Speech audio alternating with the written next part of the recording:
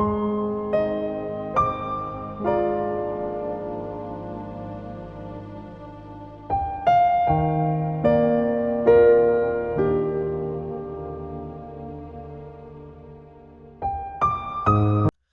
is up, you guys? Welcome back to another video. Today we're going to be talking about Robert Chambers.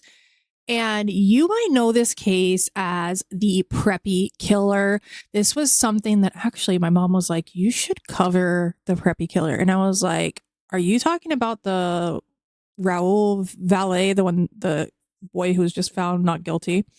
And she's like, no, this happened in the 80s. I was like, wait, what? So Robert Emmett Chambers was born in 1966, and he's an American criminal. Dubbed the Preppy Killer and the Central Park Strangler, Chambers gained notoriety for the August 26, 1986 strangulation death of 18-year-old Jennifer Levin in New York City's Central Park, for which he was originally charged with second-degree murder. Chambers changed his story several times during the course of the ensuing investigation, ultimately claiming that Levin's death was an accidental result of him pushing her off of him as she was reportedly sexually assaulting him. And an account that was characterized by media accounts as one of rough sex. Chambers later pleaded guilty to manslaughter after a jury failed to reach a verdict after 9 days of deliberation. In his early life, Chambers was the only child of Phyllis Chambers, an Irish-born nurse, and Robert Chambers Sr., who worked for MCA Records and later in videocassette distribution. The family initially lived in the working-class neighborhood of Jackson Heights, Queens, and later moved to Manhattan. Chambers grew up attending fancy prep schools in New York City's wealthy Upper East Side. Though not affluent, Chambers' mother worked to pay for his childhood attendance at the prestigious York Preparatory School on the Upper East Side, though scholarships assisted in this.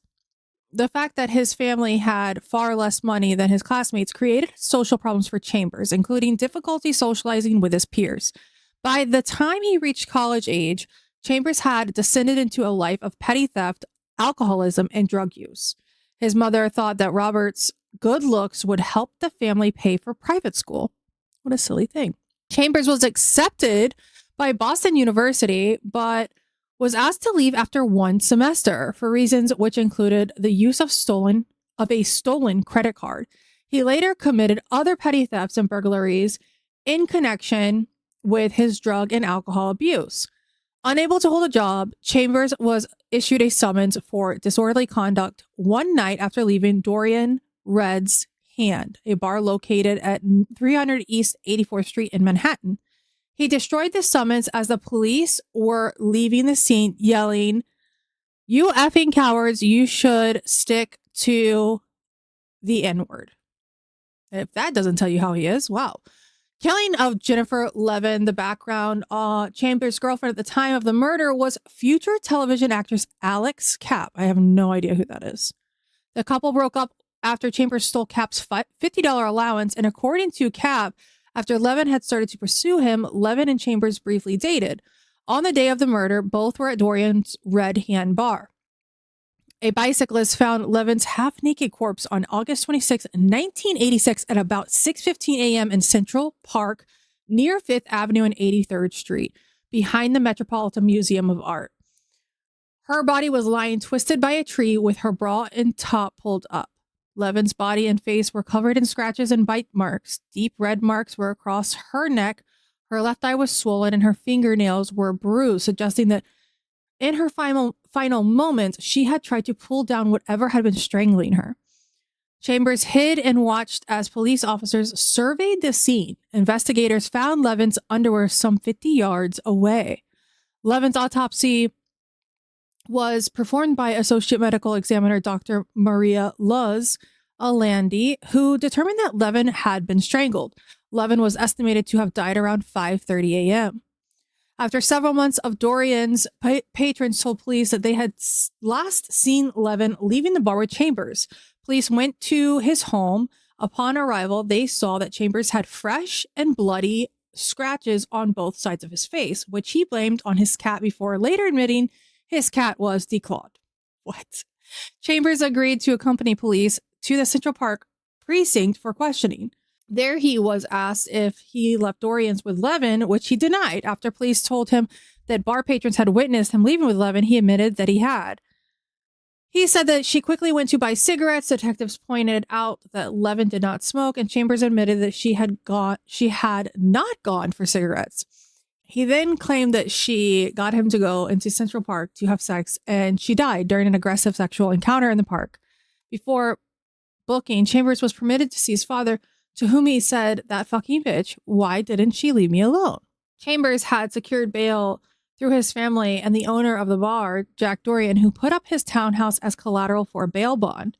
Chambers was charged with and tried for 2 counts of second-degree murder. His defense was that Levin's death had occurred during rough sex. He was defended by Jack Littman, who had previously used the temporary insanity defense on behalf of Richard Herron for the murder of Yale University student Bonnie Garland. Littman claimed that Levin was promiscuous, saying that she had a sex diary and that her sexual history was admissible as evidence, prompting headlines such as "How Jennifer Courted Death" in New York's Daily News. On remand, Chambers was filmed twisting off the head of a Barbie doll and saying, "Oops, I think I killed her." Prosecutor Linda Fairstein stated, in more than 8,000 cases of reported assaults in the last 10 years, this is the first in which a male reported being sexually assaulted by a female. Chambers' trial began on January 4th, 1988 and lasted 13 weeks. Alandi testified on February 9th that pinpoint hemorrhages observed in the soft tissue around Levin's eyes could be caused by a constriction of blood vessels in the neck. She explained that the evidence of a compression of her neck and an indication that she had been strangled. When Chambers' attorney Jack Littman suggested on cross-examination that Chambers could have choked Levin in an arm lock that could cause death in seconds, and the marks on her neck could have been made when she quickly moved her head from side to side in a struggle for air. Alandi stated that while such an occurrence was possible, this did not occur in Levin's case. She also stated that while some of the injuries on Levin's neck could have been caused by Chambers' wristwatch and shirt rather than his hands, her injuries overall were not consistent with the scenario Littman described. When the jury failed to reach a verdict after 9 days of deliberation, the prosecution and Chambers agreed to a plea bargain. He pled guilty to first-degree manslaughter, which carried a sentence of between 5 and 15 years. He was also required to admit that he intended to hurt Levin sufficiently to cause her death. During his sentencing that April, he stated in court, "It breaks my heart to have to say that the Levin family has gone through hell because of my actions, and I am sorry." Chambers received a sentence of 15 years in prison. Post-conviction in 1997, Chambers sent an untitled essay he wrote in prison to anthologist Jeff Evans. The piece, titled "Christmas Present," appeared in the book Undoing Time: American Prisoners in Their Own Words, written while Chambers was incarcerated at Greenhaven Correctional Facility in Stormville, New York. The essay is an entry from one of the journals, which he calls a record of the meaningless hope and frightening losses of a person I don't even know. Chambers was released from Auburn Prison on February 14, 2003, after having served the entirety of his prison term due to his numerous infractions. His release was a media circus, with reporters staking out prime sections of the sidewalk opposite the prison as early as 13 hours before his 7:30 a.m. release time. The same day, Dateline NBC interviewed Chambers, who continued to claim that he strangled Levin accidentally in an attempt to stop her from hurting him during rough sex. He also falsely denied that he had been disciplined in prison. Jack Dorian settled with Levin's parents on their claim that Dorian's bar, where Levin and Chambers had been seen before they went to Central Park on the night of her death, had served too much alcohol to Chambers.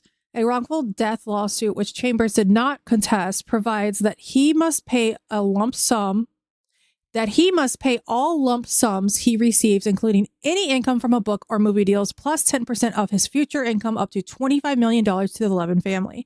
The family said all the money it gets from Chambers will go to victims' rights organizations. In July 2005, Chambers pled guilty to a misdemeanor drug charge, and on August 29th was given a reduced sentence to 90 days in jail and fined $200 for a license violation. The judge added 10 days to the time prosecutors and Chambers' lawyer had agreed on because he was an hour late for the hearing. He would have faced up to a year in jail if he had been convicted after trial. On October 22nd, 2007, Chambers was arrested again, this time in his own apartment, and charged with 3 counts of selling a controlled substance in the first degree, 3 counts of selling a controlled substance in the second degree, and 1 count of resisting arrest. His longtime girlfriend, Sean Covell, was also arrested on 1 count of selling a controlled substance in the second degree. The Daily News reported cops said Chambers, 41, struggled with officers who tried to handcuff him on the felony charges. One detective suffered a broken thumb in the scuffle.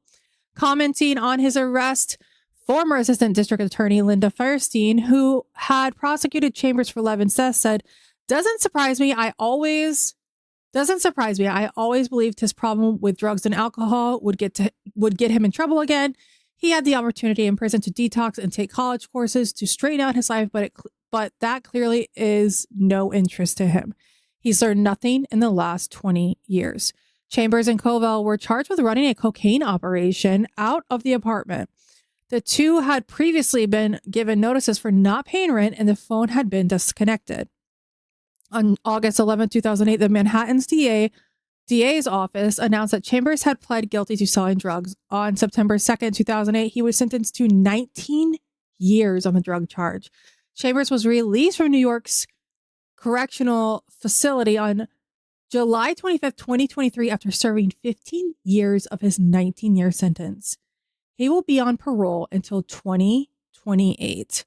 And I really just wonder what he's doing now. That is all I have for today, guys. Make sure to hit that like button, subscribe if you like this content, and I will see you in the next one. Bye.